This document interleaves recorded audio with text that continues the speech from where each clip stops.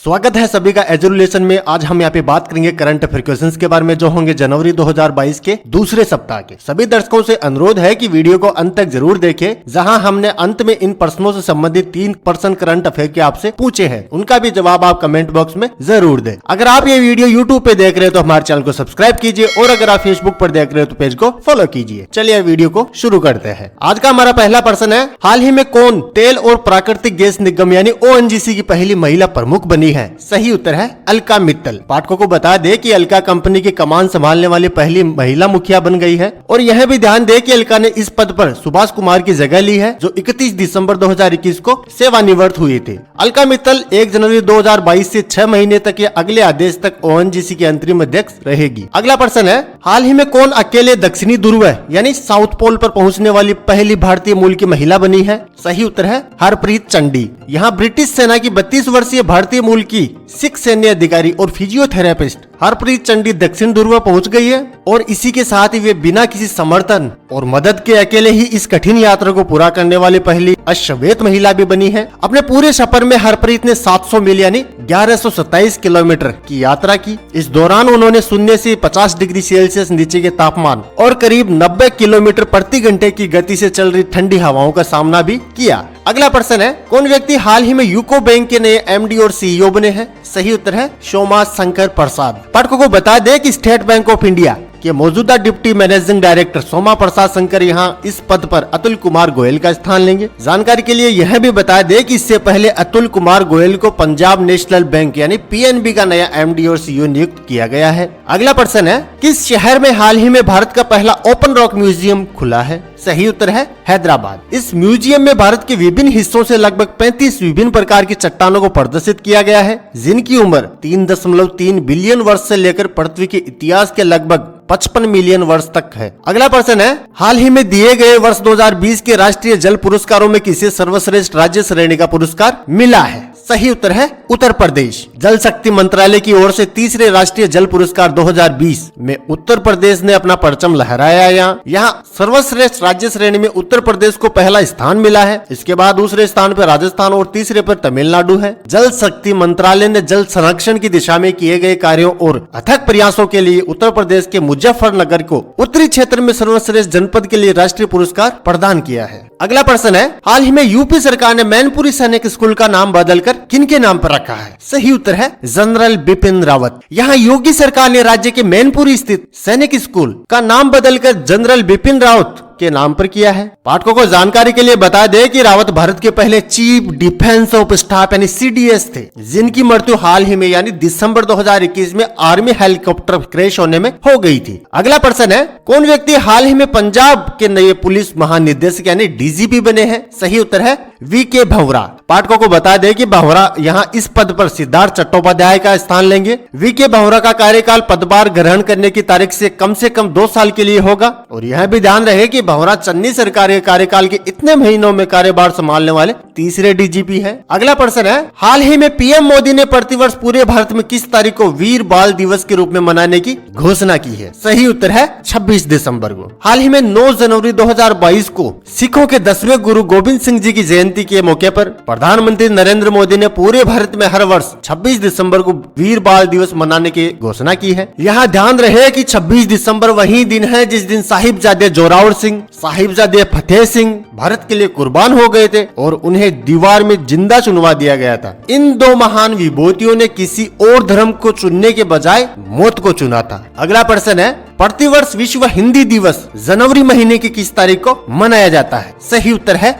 10 तारीख को। पाठकों को बता दें कि इस दिवस को वर्ष 2006 में भारत के पूर्व प्रधानमंत्री मनमोहन सिंह द्वारा 10 जनवरी को प्रतिवर्ष मनाए जाने की घोषणा की गई थी। इस दिवस को मनाने का उद्देश्य पूरी दुनिया में हिंदी भाषा के प्रचार प्रसार के लिए अधिक प्रयास करना है और इसे अंतर्राष्ट्रीय भाषा के रूप में विकसित करने के लिए हर स्तर पर कदम उठाया जाना है। ध्यान रहे कि इसके अलावा पूरे भारत में 14 सितंबर को राष्ट्रीय हिंदी दिवस यानी नेशनल हिंदी डे मनाया जाता है। अगला प्रश्न है, हाल ही में दिए गए वर्ष 2022 के गोल्डन ग्लोब्स अवार्ड में किसे बेस्ट एक्टर का अवार्ड मिला है? सही उत्तर है एंड्रयू गारफील्ड। यहाँ गोल्डन ग्लोब अवार्ड 2022 विजेताओं में एंड्रू गारफील्ड को फिल्म टिक टिक बूम के लिए बेस्ट एक्टर चुना गया है, जबकि द पावर ऑफ डॉग को बेस्ट फिल्म का अवार्ड मिला है। जानकारी के लिए बता दें कि प्रतिवर्ष जनवरी महीने में इस पुरस्कार समारोह का आयोजन किया जाता है। विजेताओं के चयन की प्रक्रिया वोटिंग पर आधारित है। अमेरिकी और विदेशी पत्रकारों के इससे संबद्ध 93 सदस्यों का एक समूह इन अवार्ड्स के लिए वोटिंग करता है। अगर आप सभी पुरस्कार विजेताओं की सूची पढ़ना चाहते हैं तो वेबसाइट को विजिट करना पड़ेगा। अगला प्रश्न है,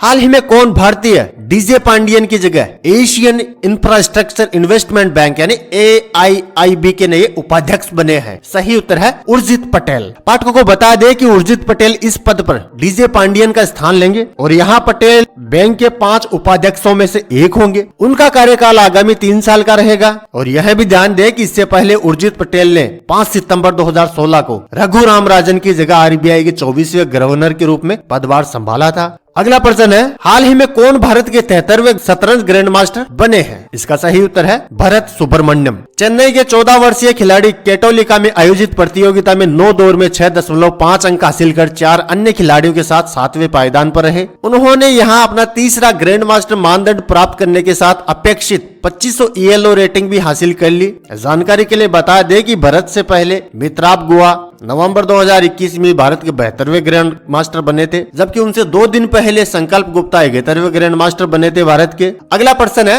हाल ही में रेलवे मंत्रालय ने केवड़िया रेलवे स्टेशन का नाम बदलकर क्या रखा है? सही उत्तर है एकता नगर रेलवे स्टेशन। जानकारी के लिए बता दें कि केवड़िया पूर्वी मध्य गुजरात के गाँव में कई आकर्षण हैं, जिन्हें एकता के नाम पर रखा गया है। इसमें एकता मॉल और एकता क्रूज भी शामिल है और ऐसा इसलिए भी है क्योंकि सरदार पटेल के जन्मदिन को एकता दिवस के तौर पर भी मनाया जाता है। अगला प्रश्न है, हाल ही में 11 जनवरी 2022 को पूरे भारत में लाल बहादुर शास्त्री की कौन सी पुण्यतिथि मनाई गई है? सही उत्तर है 56वीं। पाठकों को बता दें कि लाल बहादुर शास्त्री भारत के दूसरे प्रधानमंत्री थे। उन्होंने अपने कार्यकाल के दौरान देश में दूध का उत्पादन बढ़ाने हेतु एक राष्ट्रीय अभियान चलाया, जिसे आज भी श्वेत क्रांति के रूप में जाना जाता है। और इसके साथ ही उन्होंने जय जवान जय किसान का नारा भी दिया था। अगला प्रश्न है, कौन व्यक्ति हाल ही में अंतर्राष्ट्रीय मुद्रा कोष यानी IMF के नए मुख्य अर्थशास्त्री बने हैं? सही उत्तर है पियरे ओलिवियर गोरिंचस। यहाँ पाठकों को बता दें कि पियरे ओलिवियर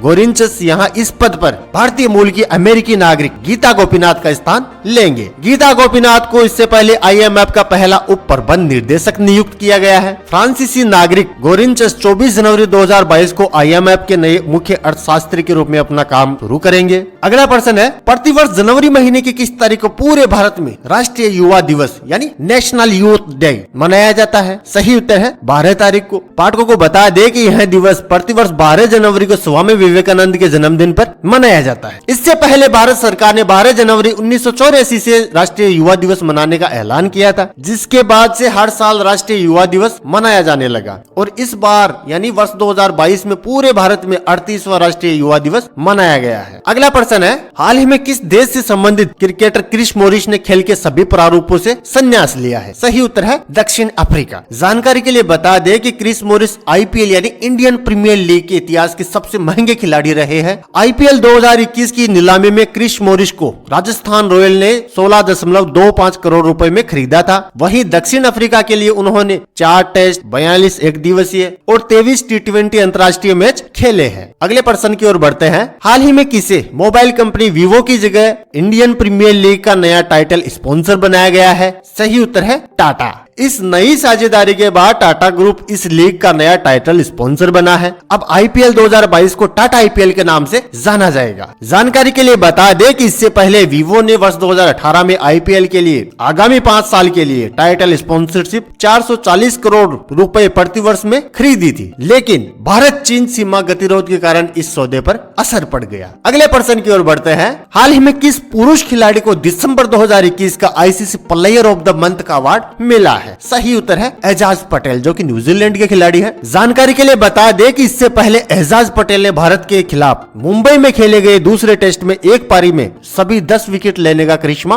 किया था और इसके साथ ही वे तीसरे गेंदबाज बने जिन्होंने टेस्ट क्रिकेट की एक पारी में सभी 10 विकेट लिए हैं। एजाज पटेल से पहले जिम लेकर और अनिल कुंबले ने ऐसा किया था। अगले प्रश्न की ओर बढ़ते हैं। हाल ही में पश्चिमी रेलवे ने यात्रियों के खोए हुए सामान के लिए किस पहल की शुरुआत की है? सही उत्तर है मिशन अमानत। यहाँ पश्चिमी रेलवे ने रेल यात्रियों के सामान ट्रेन में खो जाने या छूट जाने पर इसे वापस पाने के लिए एक नई सेवा की शुरुआत की है। इस पहल का नाम मिशन अमानत रखा गया है। इस सेवा के तहत रेलवे प्रोटेक्शन फोर्स यानी आरपीएफ ट्रेन पैसेंजर के खोए हुए या ट्रेन में छूटे हुए सामान को कलेक्ट करेगी और इसके बाद आरपीएफ इस सामान की फोटो और डिटेल वेस्टर्न रेलवे की वेबसाइट पर डालेगा। इसके बाद जिन यात्रियों का सामान खोया है वो वेस्टर्न रेलवे की वेबसाइट पर जाकर उसे वापस पाने की कोशिश कर सकता है। चलिए अब करते हैं अपने दर्शकों से प्रश्न पूछने की शुरुआत। तो आज का हमारा जो पहला प्रश्न है वो ये है कि रोनाल्ड अमुंडसेन द्वारा किस तारीख को दक्षिणी ध्रुव की खोज की गई थी? इसके अलावा दूसरा प्रश्न है गोल्डन ग्लोब अवार्ड 2022 में किसे बेस्ट टेलीविजन सीरीज के लिए चुना गया है? इसके अलावा तीसरा प्रश्न है एशियन इंफ्रास्ट्रक्चर इन्वेस्टमेंट बैंक यानी AIIB का मुख्यालय किस शहर में है? सभी दर्शकों से अनुरोध है कि अपना जवाब कमेंट बॉक्स में जरूर दें। इसके अलावा हम इन प्रश्नों के जवाब आपको अगले 3 दिन बाद कमेंट बॉक्स के जरिए दे देंगे।